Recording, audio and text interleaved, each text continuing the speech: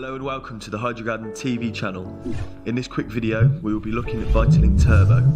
Turbo is an additive designed to fully support plants during the flowering period, rapidly increasing the size and weight of your plant's flowers and fruits.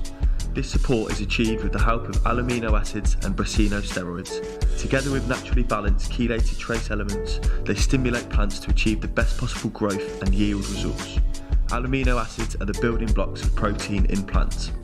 Steroids are hormones with signalling functions, allowing your plant to use the amino acids to support your plants through the associated stress of flowering. All Vitalink additives are designed to give optimum results when used alongside other Vitalink products. However, Turbo can be easily introduced into your core food range and can be used in any growing medium or growing system. Simply use it 2 weeks prior to flowering and throughout the flowering period until flushing at a rate of 1 ml per litre. That's right, only 1 ml.